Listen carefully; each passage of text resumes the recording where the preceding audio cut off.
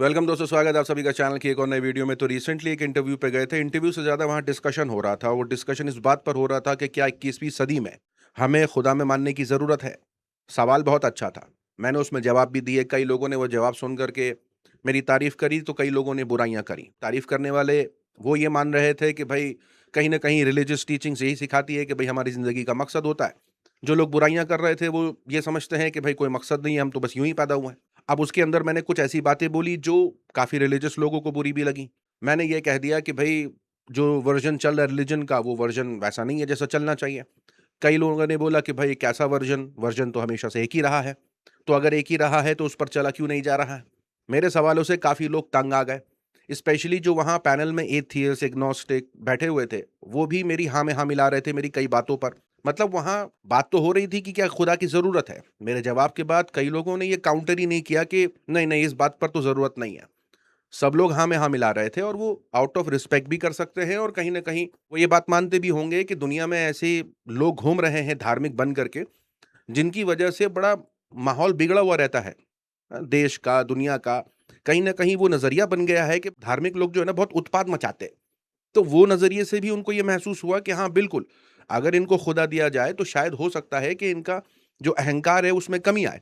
लेकिन यहाँ उल्टा होता है। वो लोग ये सोच करके कि हम रिलिजियस हैं, उनमें और तकब्बुर आ रहा है। देखिए लोग जो है ना वो शुरू-शुरू किसी घर में पैदा हुए और उसके बाद फिर वहीं की टीचिंग्स, वहीं का कल्चर, वहीं की टोपी, कुर्ता, टीका, पगड़ी जो उनको वो घर में मिला, उन्होंने वो लाद दिया। माँ-बाप पूजा कर रहे हैं तो वो पूजा कर रहा है, माँ-बाप नमाज़ पढ़ रहे हैं तो वो नमाज़ पढ़ रहा है, माँ-बाप चर्च जा रहे हैं तो वो चर्च जा रहा है। मतलब एक सिस्टम का हिस्सा बन गया। मैंने कहा कि रिलीजियस टीचिंग्स तो शुरू होती हैं अपने अंदर झाँकने से। मैंने वहाँ मिसाल ये दी कि भई आप खुद ही देख लीजिए कि आप क्या जिस्म है? जिस्म क्या है? जिस्म खाल है, गोश्त है, हड्डी है, नसें हैं, खून है, दिल है, फेफड़ा है, आपके अंदर ऑर्गन्स हैं। आपको लगता है ये सारा कुछ आप हैं? अगर ये आप नहीं है, यानी हमारी आँखें भी अगर मैं बोलूँ, तो जिस आँखों से आप देखते हैं, क्या ये आँखें भी आप हैं? तो नहीं। आपके अंदर जो इमोशंस आते हैं, क्या वो भी आप हैं? तो नहीं। अगर आपके अंदर थॉट्स आ रहे हैं, तो क्या वो थॉट्स आप हैं? क्योंकि वो बदलते रहते हैं और उन थॉट्स के मुताबिक इमोशन, कभी इमोशन के मुताबिक थॉट्स, काफ़ी अंदर गड़बड़ चल रही है। और फिर आता है हमारा ईगो, जिसको ये सिखाया जाता है कि तुम इस धर्म के हो, इस कलर के हो और जिस सोसाइटी में हम रहते हैं, वहाँ अगर धर्म को लेकर के प्राइड दिया जा रहा है, लैंग्वेज को देकर के प्राइड दिया जा रहा है, कलर को लेकर के या किसी भी चीज़ को लेकर के उसके अंदर प्राइड डाला जा रहा है, तो उसके अंदर अहंकार है कि मैं स्पेशल हूँ। और उस फ़ॉल्स ईगो के बारे में मैंने कहा कि इस फ़ॉल्स ईगो को तोड़ना पड़ेगा। जब तक आप इस फ़ॉल्स ईगो को तोड़ेंगे नहीं, तब तक आप अपने आप से मिलेंगे नहीं। और इस फ़ॉल्स ईगो को तोड़ने के 2 रीज़न बताए मैंने। एक रीज़न ये बताया कि कैसे बाहरी सिचुएशन, अगर आप गौर करें तो देखिए बाहर भी आपके कंट्रोल में कुछ है नहीं। मतलब आप बीमार पड़ते हैं, आप बूढ़े हो रहे हैं, मौत की तरफ जा रहे हैं, कभी मामला ऊपर-नीचे हो रहा है, मतलब आपके साथ तो कई चीज़ें लगी हैं जो आपके कंट्रोल के बाहर हैं। तो यहाँ से ईगो टूटती है, लेकिन कई लोग इसमें भी ईगो नहीं टूटती उनकी। कई लोग आप सुनते होंगे कि उनका कोई एक्सीडेंट हुआ या कुछ ऐसे हादसे हुए, उनको होश आया कि अरे यार! ये क्या है? बिल्कुल कोई तो शक्ति है, तब उनमें लोग कहते हैं अवेकनिंग आ गई। तो मतलब एक पॉइंट ये है कि जो बाहरी दुनिया के केओस और बाहरी दुनिया के ऊपर-नीचे होने के हालात की वजह से लोगों का ईगो थोड़ा नीचे होता है। लेकिन कई लोगों का उसमें भी नहीं होता है। लेकिन अंदर से अपने आप को ईगो कमज़ोर करने के लिए क्या करना पड़ता है? तो उसके लिए लगता है बिलीफ सिस्टम। मतलब ये सोचना पड़ता है कि सारे लोग अपने ही हैं, हम कोई स्पेशल नहीं हैं। और जब इंसान में थोड़ी नॉलेज आती है और वो ये समझना शुरू करता है कि भाई किस पर हम अहंकार कर रहे हैं, कोई सेंस तो नहीं बन रहा।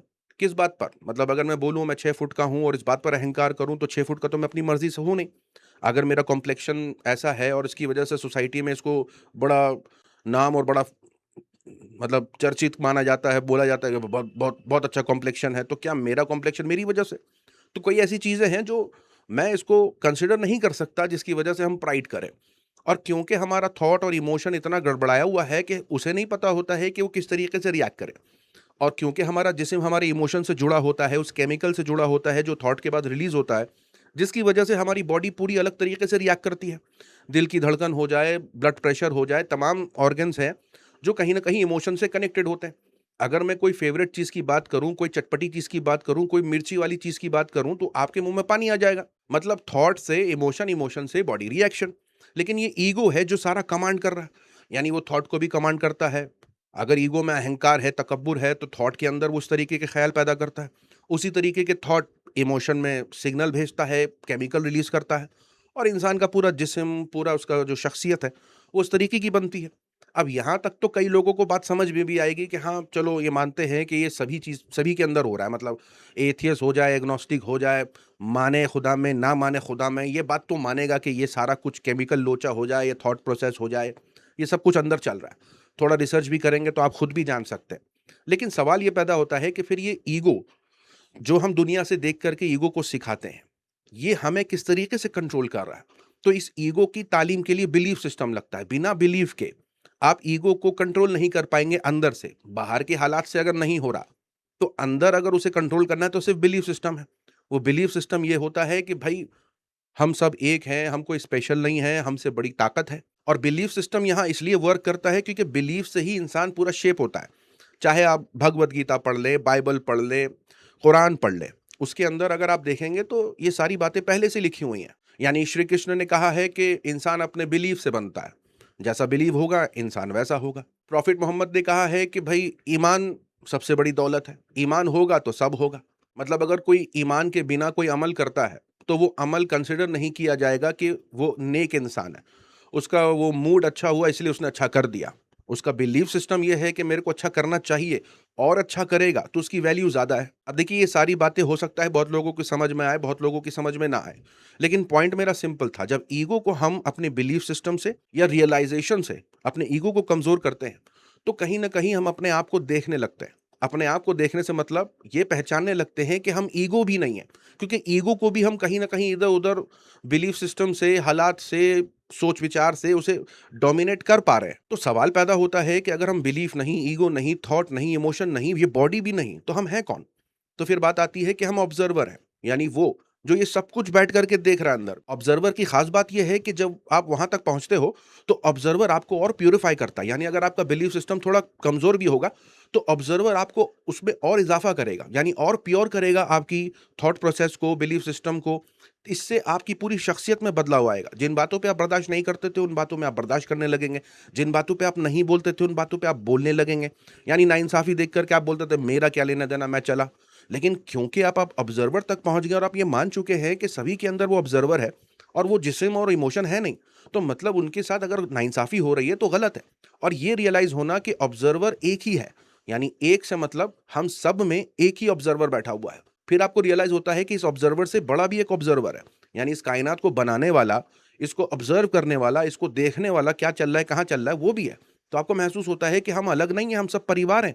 हम उस समुंदर की बूँद की तरह हैं, जो अलग-अलग जिस्मों में डाली गई हैं। समुंदर वो बड़ा ऑब्जर्वर है और वो बूँद हम सबके अंदर है। अब जब आपको ये महसूस होता है कि हम दूसरों से अलग नहीं हैं, तो आप ऑटोमैटिकली दूसरों के लिए भी बोलना शुरू करते हो। क्या मर्द, क्या औरत, क्या बच्चा, क्या बूढ़ा, ये सारा कुछ सिर्फ़ वक़्त का खेल है।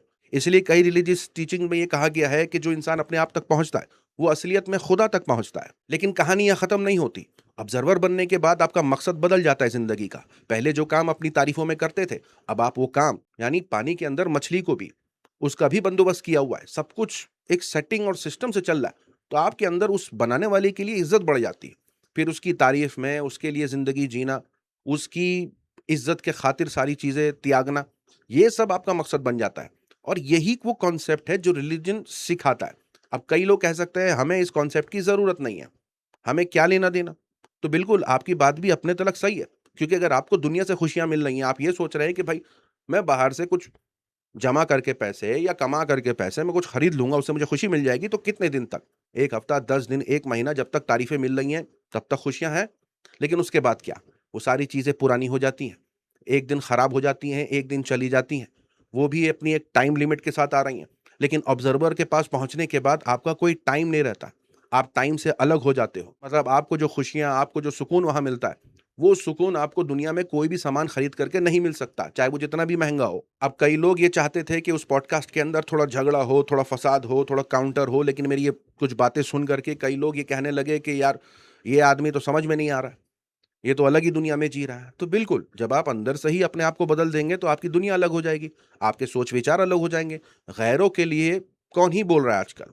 गरीबों के लिए कौन ही बोल रहा है आजकल? जिनके साथ नाइंसाफ़ी हो रही है, उनके लिए कौन ही बोल रहा है आजकल? मुट्ठी भर लोग हैं। और ज़्यादातर लोग सिर्फ़ अपना, मैं, इसमें जीने वाले लोग हैं, तो उनको ये बातें कहाँ से समझ में आएँगी कि पूरी दुनिया है वो एक फ़ैमिली है। किसी के साथ भी नाइंसाफ़ी होती है तो समझिए आपके साथ हो रही है। जिस वर्ज़न की मैंने शुरुआत में बात करी थी वो यही वर्ज़न है जिस पर चल कर के हमें जाना है। मिसाल के तौर पर नमाज़ पढ़ना। जैसे कई मुसलमान नमाज़ पढ़ते हैं। नमाज़ के टाइम में जब आप सजदे में जाते हैं तो आप अपने जिस्म को थोड़ी झुका रहे हैं। आप असल उस ऑब्ज़र्वर को, उस बड़े ऑब्ज़र्वर के सामने झुका रहे हैं, जो दिखता नहीं है। तो मुसलमान ना ही दीवार के सामने, ना ही काबे के सामने और ना ही किसी और चीज़ के सामने सजदा कर रहा है। वो असल एक बड़े ऑब्ज़र्वर के सामने सजदा कर रहा है। वो बात अलग है कि वो खुद से ऑब्ज़र्वर तक नहीं पहुँचे, लेकिन प्रॉफ़ेट मोहम्मद की तालीम ने बिना ऑब्ज़र्वर तक पहुँचे ही उन्होंने ये सारी तालीम दे दी कि कैसे बड़े ऑब्ज़र्वर के सामने झुकना चाहिए। और अगर प्रॉफ़ेट मोहम्मद की आप सुन्नतें देखेंगे, तो आप पाएँगे कि वो काफ़ी चीज़ें ऐसी कर रहे हैं, जिसमें उनका अपना निजी फ़ायदा नहीं है, वो लोगों का फ़ायदा है।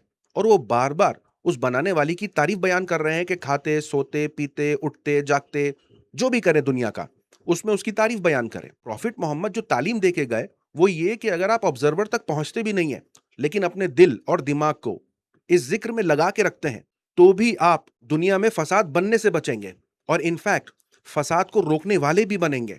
क्योंकि ये जो लोग नफ्स परस्त होते हैं, ईगोइस्टिक होते हैं, जिनका थॉट और इमोशन इनके कंट्रोल के बाहर होता है, ये लोग बहुत केओस, क्योंकि इनका सब कुछ जिस्म से जुड़ा है। मिसाल के तौर पर ईगो, थॉट और इमोशन ये ज़्यादा हमारी बॉडी से कनेक्टेड होते हैं।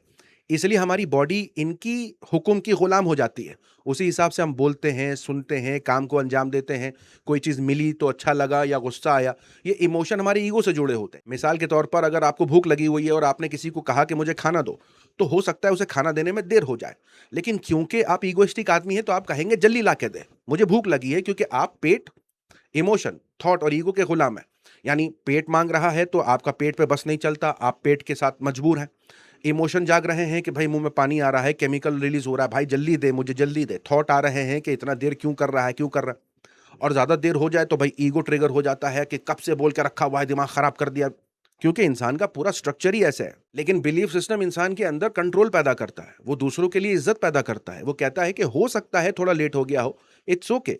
आउट ऑफ रिस्पेक्ट वो कहीं ना कहीं लोगों को अपना समझता है, खुद को उनका समझता है, इस वजह से वो झुकता है, उसमें हम्बलनेस आती है, उसमें झुकाव आता है, वो इज्जत करता है। वरना ईगो को कुर्बानी से, दूसरों की इज्जत से, दूसरों पर रहम करने से, दूसरों को माफ करने से कोई लेना देना नहीं है। ईगो का ये सिस्टम ही नहीं है, लेकिन ज्यादातर लोग इसी ईगो में जीते हैं। ये तो बिलीफ सिस्टम है, जो शुरुआत में बिलीफ ही होता है इंसान का, कि वो रहम करता है, दरगुजर करता है, माफ करता है, दूसरों के लिए अपने आप को त्यागता है।